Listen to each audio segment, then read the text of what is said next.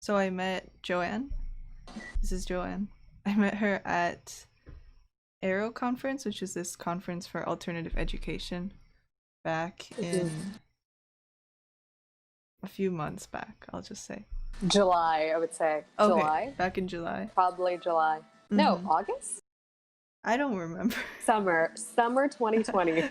That's right. So pretty recently. And then I felt like she would have a lot to say, so here you're on the podcast. Do you think you could just give like a short introduction of Yeah. yourself? Hi, everybody. This is the on the monitor overexposed Joanne. I was born and raised in Okay. Taiwan, and I used to study English language when I was a freshman in college, but I decided that conventional education didn't quite work out for me. So I decided to take some time off conventional education and started working in different industries to get sort of a clearer sense of purpose. And here I am. Is there anything you want to talk about today in particular? Anything that I want Don't to mean talk about in to particular? like put you on the spot, but You just did put me on the spot. Um, no, we could really talk about anything that you would want to talk about. all right. Sounds good. Sounds good. I guess I'll ask some things I'm I'm dying to know because Okay, like rapid fire. just I don't know, we'll see. I guess yeah, we've talked about this briefly before, but Hmm. I'd like to kind of go into the philosophy of school you were raised with and those beliefs around Oh. education. And Hmm. I don't know, I somehow I just assume you went to like an international school, but Oh, I okay. don't know, so maybe that might be an interesting place to All start. right. All Yeah. right. So what Let's was that rewind a like? little bit. Uh-huh. So I was born in Taiwan and I was also raised in Taiwan. My dad is from Hong Kong. My mom is from Taiwan. Um, and growing up, I went to all local Chinese schools. So Chinese is my Mandarin Chinese is my first language, and Taiwanese my second, and English is my third. So it's actually a very big compliment that you said that I Yeah. that I have this aura that gives you the impression that I might have gone to international schools, Mhm. but no. So a little bit about my educational background. I went to all local Chinese schools, and they were all academically competitive schools in the city where I live, which is Taichung City. And and then so the narrative or the story that I was told growing up was, the very stereotypical Asian narrative. You go to a good school, you make friends that are quote unquote equally good, and Mhm. then you just study all day, and then you get good test grades, and then you get into a better, like, next level school. So from elementary school to middle school to high school, and then it seems like the pinnacle of education is higher education, which is the new phase of your life after high school graduation. So I just never was a super rebellious kid. I just went with that route and narrative and believing that, if I get this right, I will get that, and if I get that right, I will get that. So in a way, it's this linear approach to life, or this linear philosophy where everything is all lined out for you, and you just have to follow this path that your parents and some teachers keep telling you to follow. So I did that for the first 18 or 18 and a half years of my life, where I just believed in that story, and I believed that that was the route to success and happiness. Um, But, it took a turn on me when I was in freshman year in college, where, I had all these high expectations, uh, you know, from all these movies and documentaries that I've been watching from around the world, documenting college life or just documenting different walks of life in general. And I had such passion for living a life that I truly feel like I am alive and not just a breathing organism, if you will. So when I went into college, I had this anticipation in mind. But when classes started, I feel like a couple of weeks in, I just felt like, oh my gosh, this feels really dead to me and not so lively and not interesting and fun for me. And I did not know what was the exact turning point. What was the moment where the clock starts ticking, to a certain number and just tips over the edge? I can't quite remember, but I just remember feeling very bored all the time, and not inspired. So I decided to try out some new things, and then here I am talking to Emma from across the world. 10 a.m. in a cafe in Taipei City. Yeah, I hope that gives your audience a little bit better background knowledge about me. I think so, and just gives like a nice plot line so people know kind of. I think you really highlighted like where the turning point was exactly for you. Is there anything we can do about the overexposure? You look... Sure. I don't know. Oh my gosh. Super washed out. And I think it will just make it... Maybe let me try the curtains. Maybe that will help a little bit. What? Yeah, if not, it's... Oh. Oh. It's just normal for 1 split second. Is this slightly better? Oh my god. It's okay. I just thought... I mean, I don't mind personally, but... Alright. It's fine. Oh, okay. It's a little better. Let's continue. Yeah, let's continue. Okay.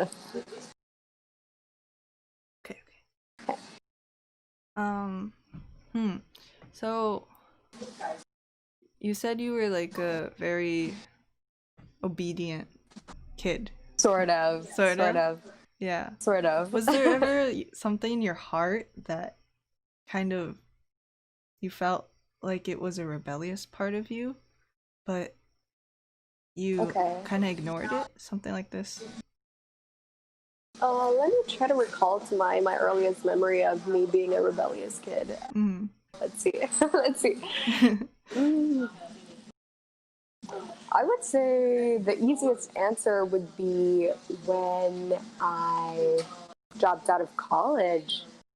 That is like the biggest moment of rebellion, according to this Asian standard. That's called rebellious, but according to some Western standards, it might be, living your truth or, some other names. But something for me, that was a hard one for my parents to swallow, for some of my friends to swallow, or I mean, not friends, some of the, I guess, acquaintances to swallow, and it's hard for my college or my university teachers to swallow, because it sort of just caught them all off guard. Like, what? Joanne is dropping out of college? Yeah. Yes, she is, or yes, she was. I guess I would. My short answer would be that. But in terms of more, because see that like dropping out of college is an incident where it's an incident in the external world, right? But in terms of internal rebellious side, I guess there are definitely many, but the ones that got through all the way through to the external world, I think dropping out of college would definitely, in my culture, be, I guess, so far the most rebellious act of me. Yeah. But other smaller rebellious moments are not, you can't see them from the outside because they're in here. But dropping out of college, it's you know, like, in the boom. atmosphere. Everyone you can see see it. that. Yeah. But do I always agree with the culture that I was brought up in? No. Or do I always believe in the stories that my parents, you know, tell me? No. But I sometimes don't act out loud. I think out loud, but I don't act out loud. But dropping out of college was definitely a time where I acted out boldly and loudly. So, yeah. Yeah. Yeah, acting out loud. Yeah, acting out loud. Acting out loud, right?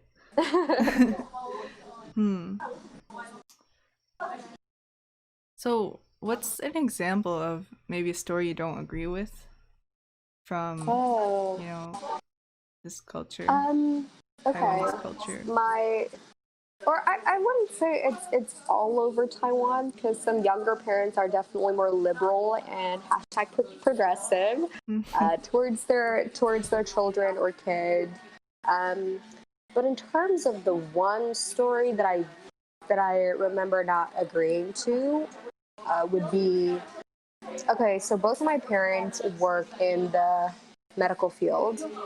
They're medical professionals, and I think this is kind of true around the world where doctors and healthcare professionals are highly respected. It is a job with respectability, credentials, and I guess this people have this imagined narrative for you when you tell them that you're a doctor.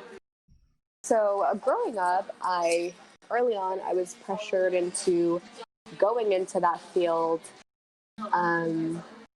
But as I grew older and just more aware of my true self, I don't see myself working in the medical field, even remotely. I don't. Not to mention like frontline medical workers. I cannot. I don't have the competence for the job. Neither do I have the, I guess, passion for it. So that was one story that I grew out, that I grew like distant to.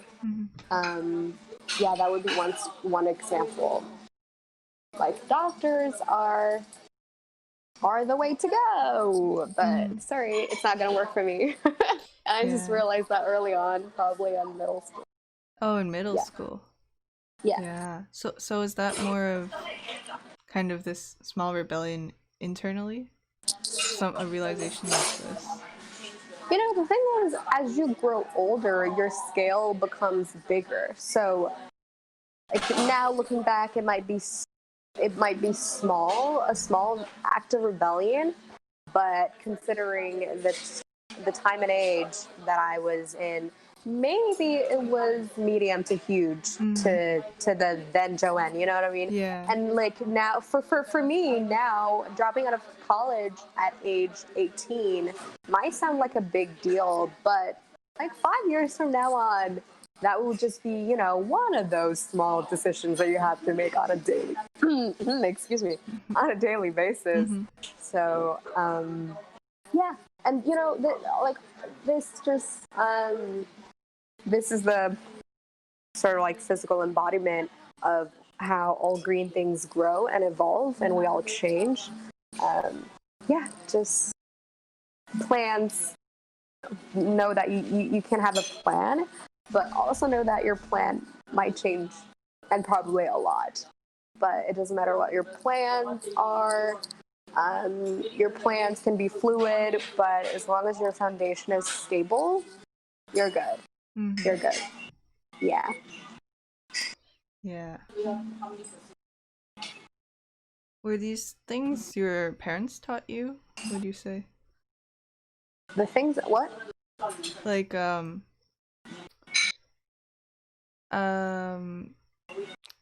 having fluid plans and Oh. this kind of Mm-hmm. this kind of wisdom. I would call This it. kind of I actually read this on a I read this on I don't remember where I got this from. Probably from reading. It's not my own wisdom. I read it from someone else, but I just truly believed in that because, hello, I'm in my early 20s, and if any of you have gone through that phase of your life, and if you made it through, congratulations. Kudos to you, because early 20s, for me, is so chaotic. It feels like, every day I'm making all these decisions that supposedly are going to affect the next, say, 3 to 5 years of my life. And sometimes I carry that limiting sort of belief in my head.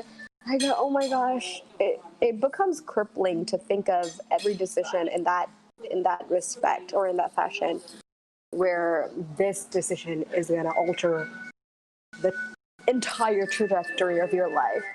But a way that I try to alleviate myself of unnecessary anxiety is I tell myself, okay, I'm gonna make this decision. For example, okay, I'm gonna move to a different city, and it's gonna impact, the next 3 months of my life or the next 6 months of my life. Okay, 6 months, 3 months, even if it doesn't work out, it's just 3 months of your life. So I'm okay with that.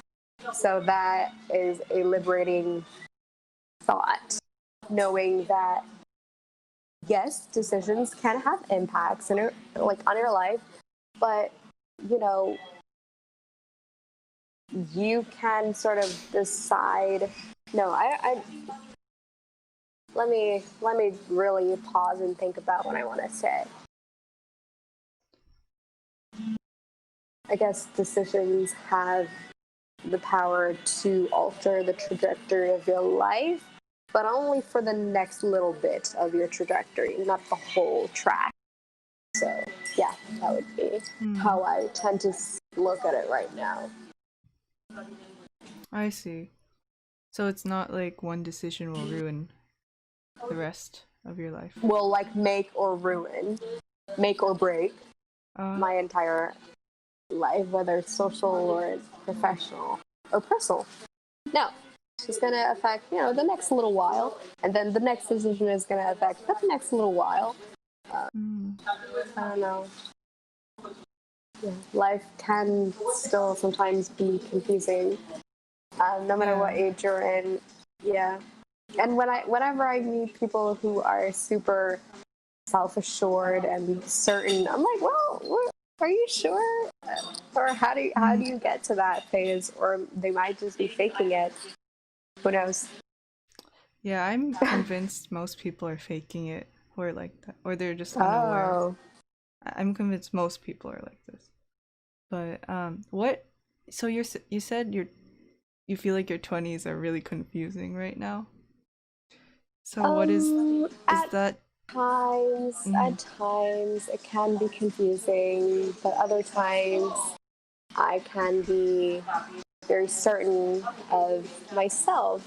So it's a constant battle of the two. And so, what was your question again? Oh, well, you said that a lot of it was the decision making, and that kind of bringing up a lot of anxiety for you about the Sometimes, future. yeah, Um, yeah. I guess I want to know more about what the confusion is about for you Oh, what the specifically, confusion is about? or I guess Just okay. when it Just happens. whether, when it happens, when. So for example, let's say 3 months ago, I was living back home, um, and I just felt like, I had been living in the city for 18 or like 2 decades of my life. And the city is beautiful and very chill, but it was starting to get a little bit stalled for me. Mm-hmm.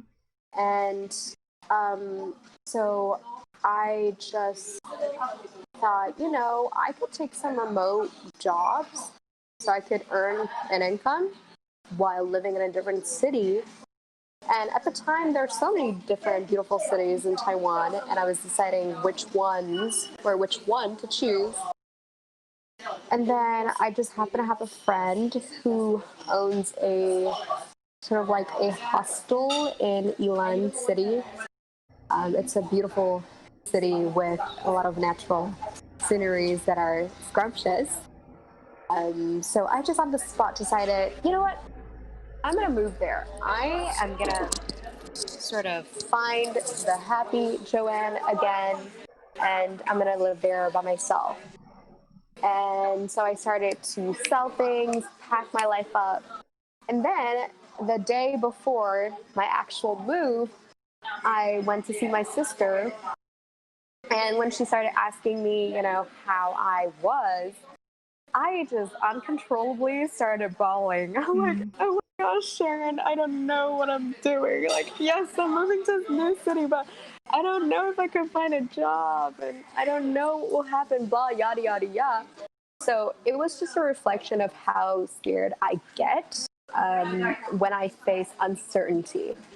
And that tells me a lot about how I can take care of myself mentally better and like down the line. And I realized that I was just so accustomed to thinking that life has to have everything all set and all certain in order for me to feel secure and happy. But if you think of it that way, if life is all secure, all certain, everything is expected, within your realm of familiarity, then wouldn't that seem a little bit dull? Not for everybody, but for me, definitely. So then when I thought of that, I went, okay, you know what? I acknowledge my feelings when I was crying. But you know what? Now I have everything packed up. Let's just do this and see what happens. So yeah, and then I moved to a different city, and then I moved back home for 2 weeks for an international online conference. And then after 2 weeks, I decided that I want to be on the move again. I want to move again because when I put myself in surroundings that I'm not familiar with, that are novel to me, I get to know myself the quickest. And it might not be the thing that everybody is after, but for me, self discovery, self knowledge is a top priority for me. I can't really explain where that comes from. Maybe you can help me understand myself more, but I've always felt this strong urge to know myself on a much deeper level, and also to know the people in my social circles on a much deeper and more personal level. So in terms of the confusion that I am currently dealing with, I would say, every decision, if you overthink it, can be a confusion for you. Um, um, so for now, I'm a young 20-year-old, or not 20-year-old. I'm a young 20-something. I'm not 20 anymore. um, it, um, good. It's just an age of confusion. Yeah, yeah. So it sounds like the confusion's not necessarily a negative thing for you. It's part Um, of the self-discovery. Could be, could be.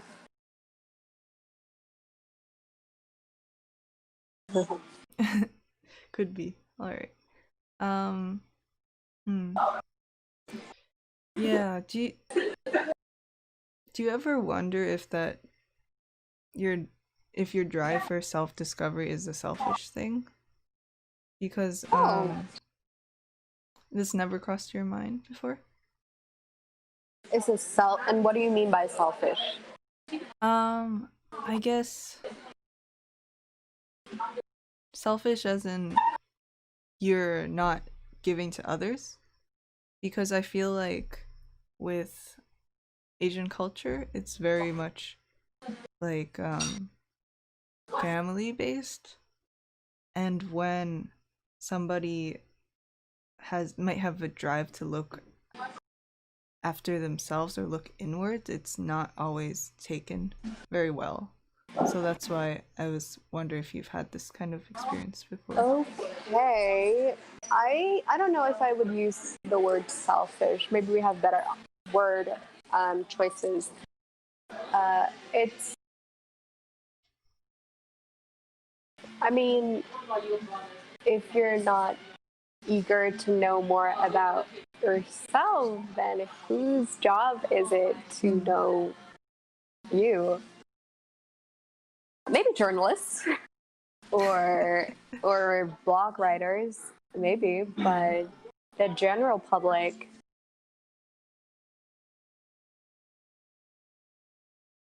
I don't know. I just think it's Yeah. your own job to know more about yourself, so that you could be the vessel for your mind. Your body could be the vessel for your mind, where your body lets your body chooses the right decisions that serves your heart and mind. So I think self discovery is key for everybody. Doesn't matter how old they are. Yeah. So you're like a And very it's oh, keep going. no, no, you go. Oh, okay, okay. So you're like very big proponent of discovering who you are, right? I guess I would Okay. say so. Okay. Yeah. Cuz I mean, I've heard people say a lot when it comes to, I guess, self-improvement is okay, but self-discovery I feel like is seen in a different way for a lot of people, where it's kind of How? like where it's with together with like therapy or buying stuff for yourself or looking inward and seeing what you want, where self-improvement is more external. Does what I'm saying make sense? Okay. Oh, you mean self-discovery is inward work, and Hmm. and self-improvement is outward work? I mean, that's just how I've heard it a lot. Oh. I don't know. I'm But I mean, self-improvement could also be about how you think and how you make decisions. And I yeah, think of how you course. think could be internal. So I'm not too sure about that. Maybe we need more context or Yeah, I information. guess maybe. All right, all right. Hmm. Yeah. Okay, okay. I guess that doesn't really. You haven't really seen that before. That's fine. No, That's fine. I don't remember seeing that Okay, or okay. reading about it. Yeah. Hmm. I guess we can go back to, yeah, so right now you're moving again? You're Yeah. saying? Yeah. So um cuz you felt like things were stale, right? Getting stale back home, so you moved and then now you're moving again so you can discover even more of Yeah. yourself. I just realized that I pronounced one word incorrectly. Oh, okay. Stale. Oh, never mind. No, I think you said it right. You said it right. I said No, in the beginning I said stall or something. Can't remember. Morning brain. And I went to bed really late looking for apartments with my friend. I see. We stayed up so late. It's okay. I think that's how British people might say it. So Okay. just giving you an excuse. Thank you for Yeah. making me feel better. um Even so, it's you're doing it all alone, right? It's not like with a friend or something. Well, yeah. I was I was originally gonna find an apartment to share with a friend of mine, Mm-hmm.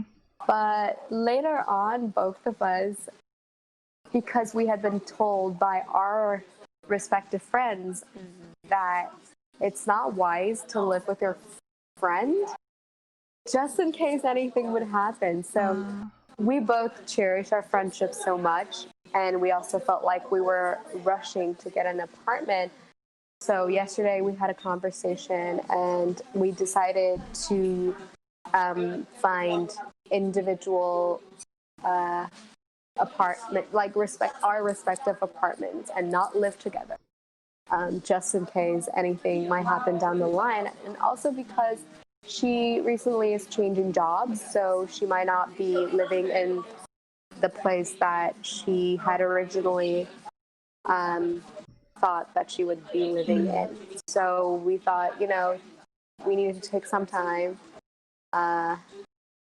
take it slow, and reconsider our options and not to feel pressured into looking for an apartment. I mean, not feel pressured into settling into the apartment that we looked at in person. I see. So it didn't feel right. And Yeah, so plus, now I'm looking for apartments on my own, and she's looking for apartments on her own.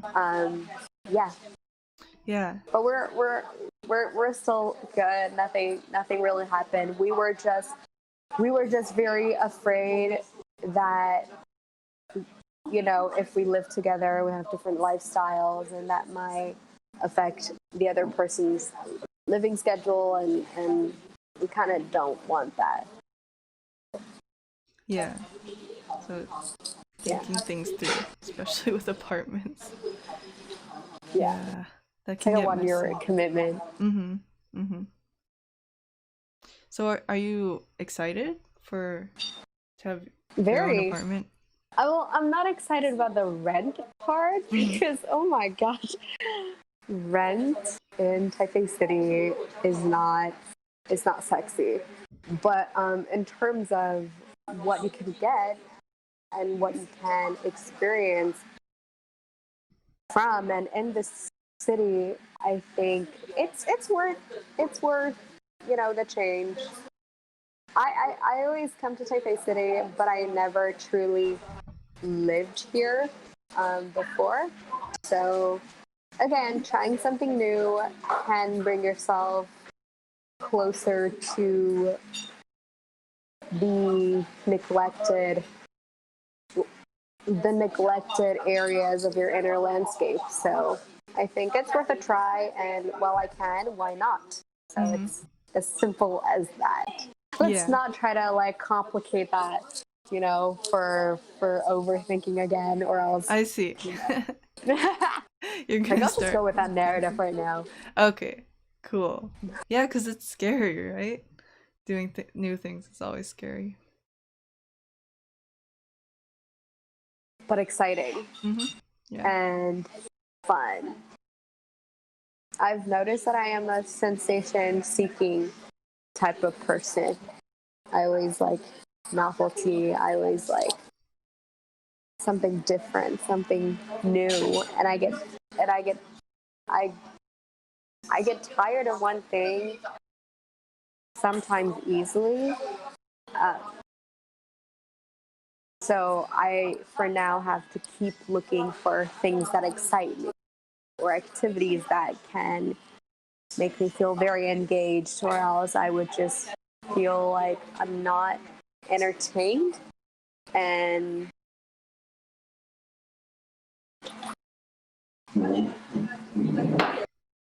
Yeah. Mm-hmm. Yeah. Yeah. Yeah.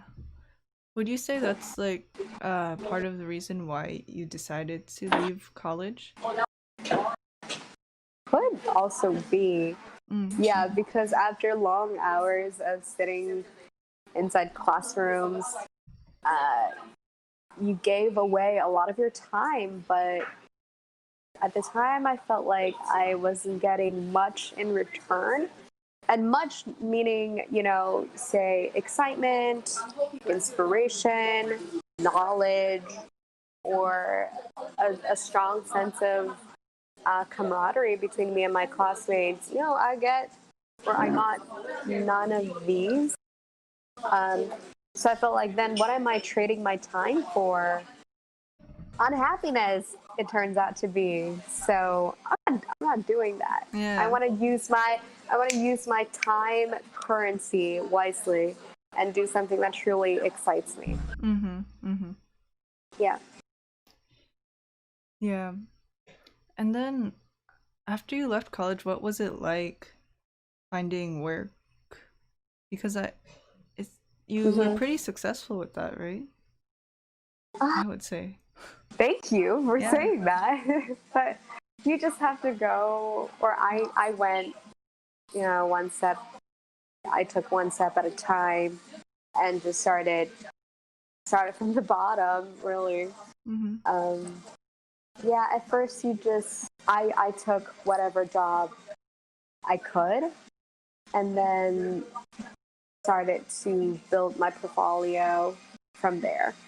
Um, so it's not like a super extraordinary route.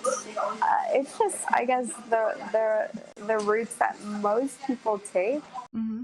Uh, of course, the super privileged and the underprivileged might have a different story, but I guess in the middle, probably probably a lot of your audience could see a resemblance between us.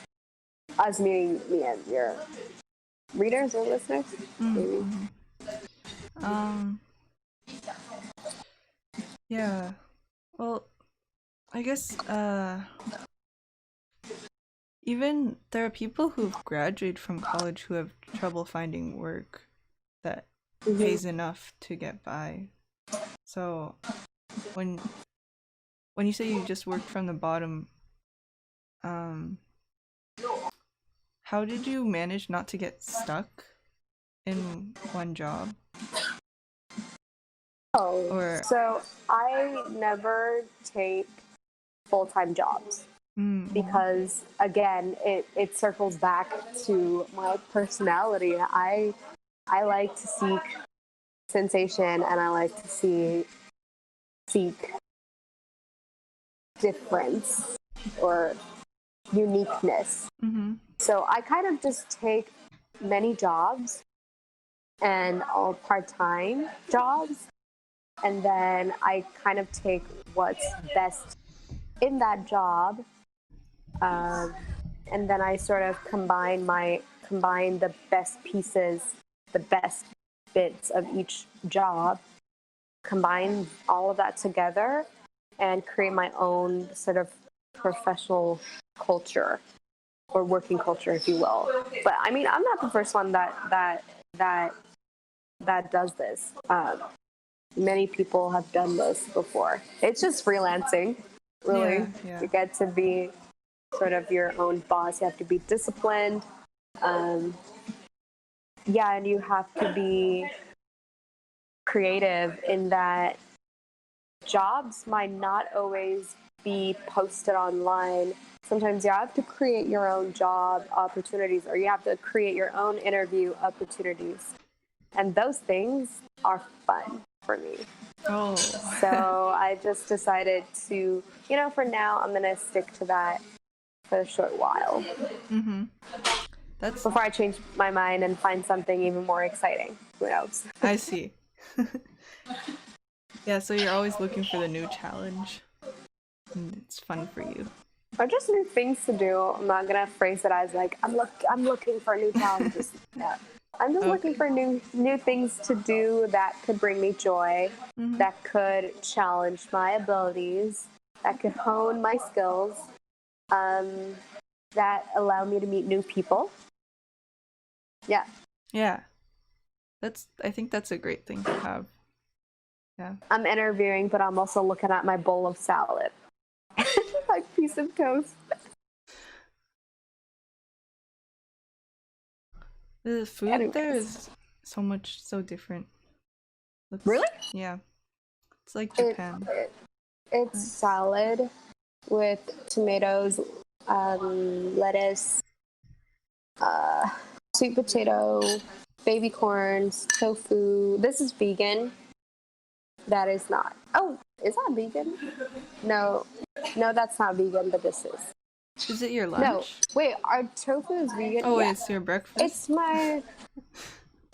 both. Brunch. All right. Sorry, we gotta leave your lettuce out drying.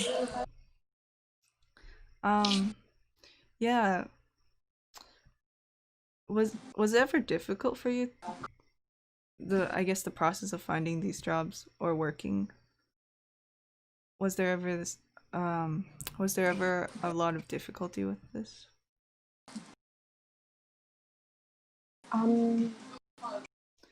Yeah, not really. Not really. But I will say though, my different employers right now they tend to be more liberal and progressive, where they don't necessarily put too much emphasis on the sort of credentials.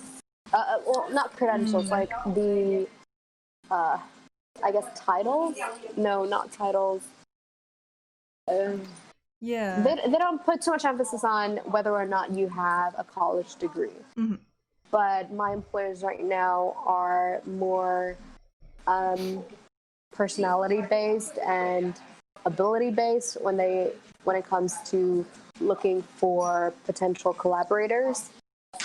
So it's a culture that I thrive in because I may not have a college degree right now, but I might be the person or be the right personality or have the right skill sets for their individual projects.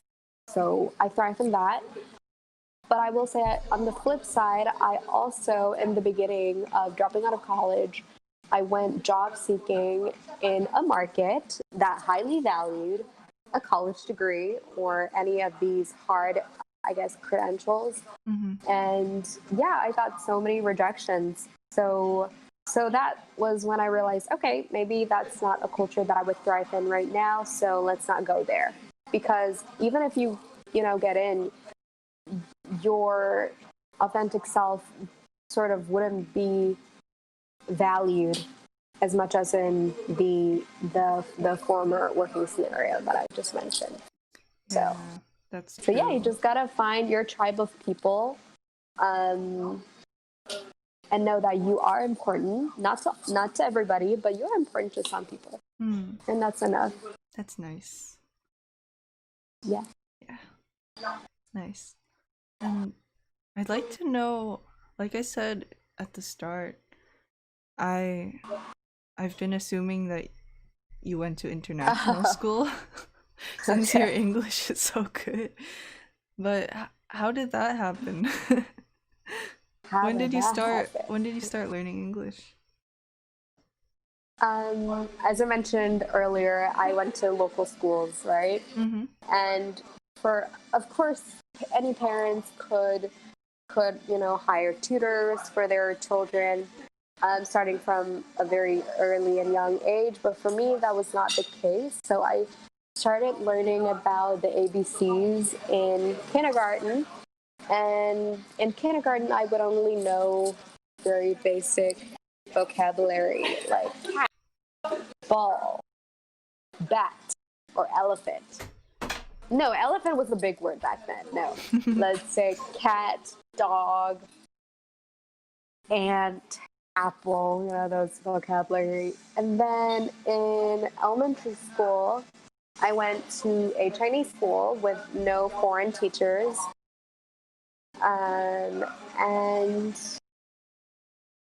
we sort of focused on the grammar or the grammatical side of the language, which was kind of boring. But I always loved reading, and I loved watching Animal Planet. I think it's a channel. Yeah, I don't know if it's... It is. Yeah, Animal Planet, Discovery, National Geographic, and what is the other one that I also love? Well, sort of these exploratory channels or companies that just bring your mind to mesmerizing places that you would have otherwise missed, or you would have otherwise have to visit there in person in order to see. But thanks to these channels, thanks to these news outlets, I got to experience bits of the world that was exciting and new and novel to the young Joanne. And so through there, I sort of, because I was trying hard to understand what, the programs were saying, I just started to, I guess, develop a strong interest for language in a way. Yeah, sort of, now that I think about it, ooh. Yeah, so no, I went to local schools. And in terms of learning English, I would say, yeah, because I had a really strong passion. So every learning bit, I would proudly say, or not every, I would say 75% would be self-driven. So I would read after school with nobody instructed me to do so, but I would do it because I loved learning about new things. And I think that reading has played a big role in my life. I do not always love reading. I have sort of an on and off relationship with reading.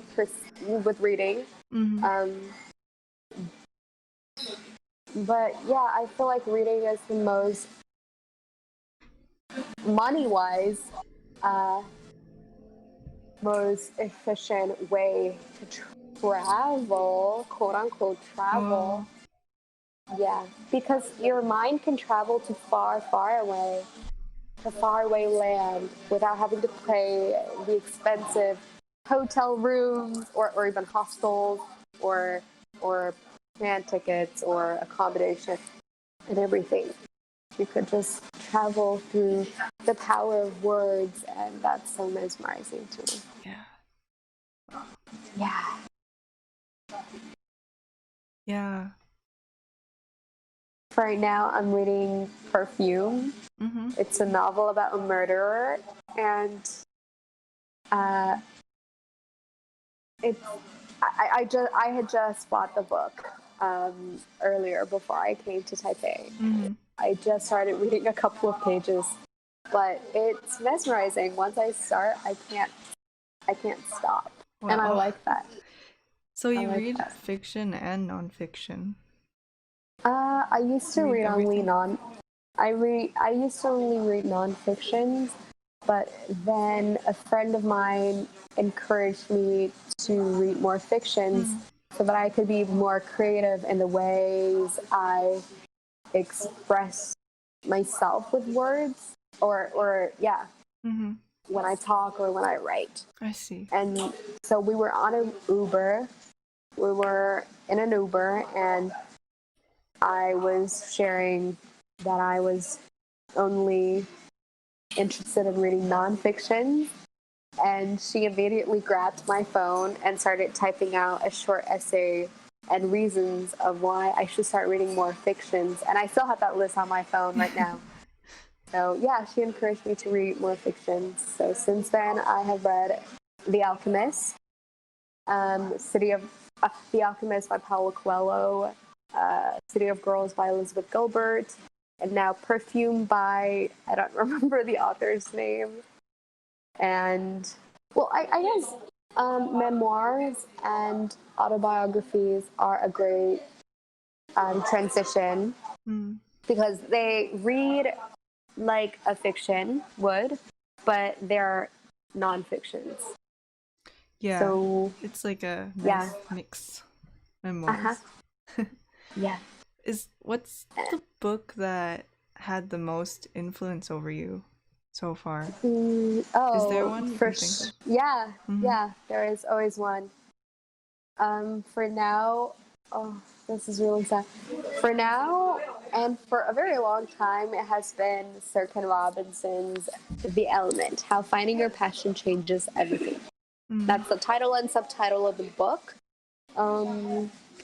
So yeah, it's a book of a compilation of different established people of how they found their element, the point at which their personal passion meets their talent. So it's a compilation of why it is important to find your element, and also how some people found their element, and the challenges that they face. And I think that is a great reminder for me when I'm making a decision, or mostly when I'm making a decision,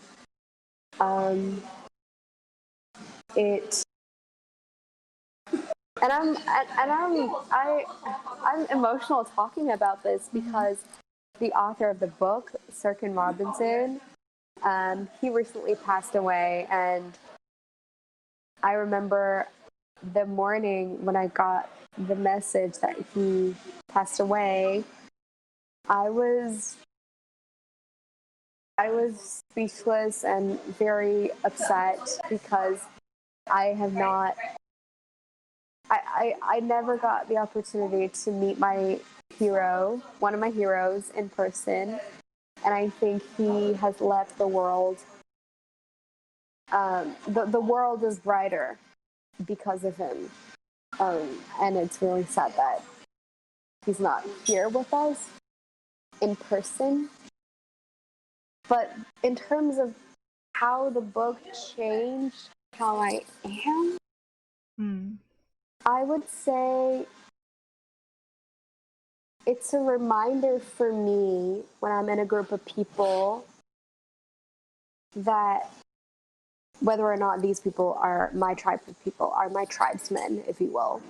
So in the book, it talks a lot about the sort of characteristics of people of your tribe, because in every tribe, there's a tribal culture. And what is valued in one tribal culture might be, looked down upon in another tribal culture, right?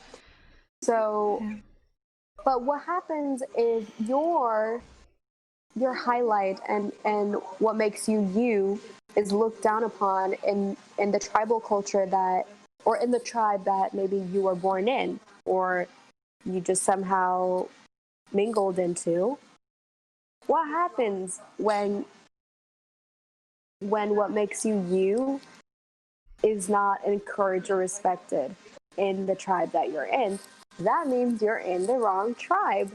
So just little reminders like that really have made an impression on me. And whenever I'm making decisions, I think of Sir Ken Robinson, and I think of his work, because I'm doing such a terrible job at explaining what the book is about. Maybe I should go work on that. But morning brain and staying up late. So you're doing great. Kind of. But I would encourage young people to read that book, and I would encourage parents to read that book. Maybe you'll have a different approach towards your children. Hmm. in terms of parenting. I see. Because maybe you're in your child's way of letting him or her find his or her tribe of people, but you're unaware of that.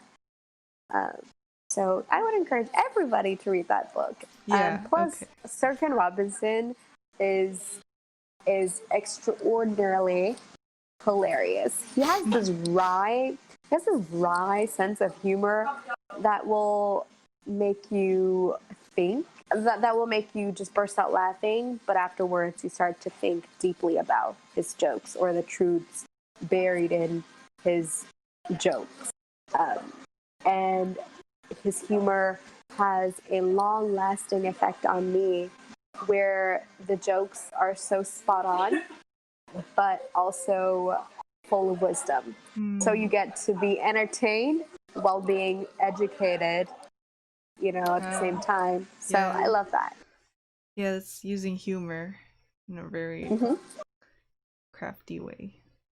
But yeah, rest in peace. Yeah. Yeah, I got that news. Emma, I'm enjoying our conversation, and I think some of the questions that you asked really made me think twice, or maybe think for the first time, about some areas that I've not thought through. So thank you so much for the questions that you've asked so far. Okay, yeah, thanks for coming on. I know you're super busy right now. Well, I mean, you're usually kind of busy.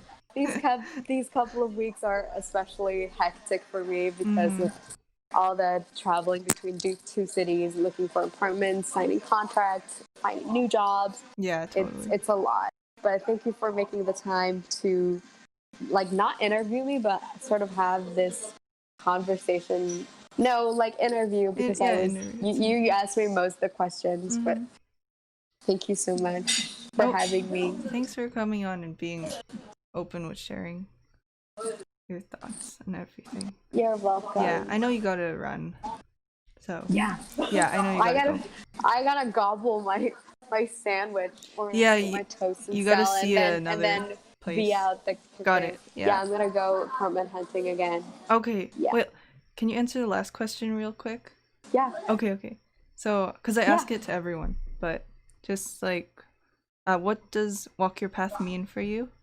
Since it's the title of our podcast. Walk your path.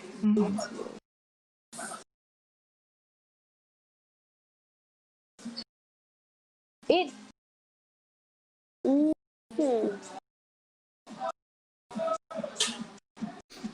What does walk your path mean to me? It means paying attention to your inner voice and paying attention to the recurring patterns of intuition, and let your sweet spirit guide you with elegance and grace. All right, I'll go with that. All right, thanks, Joanne. I really have to go. Yeah, got it. Thank you, Emma. Bye. Bye.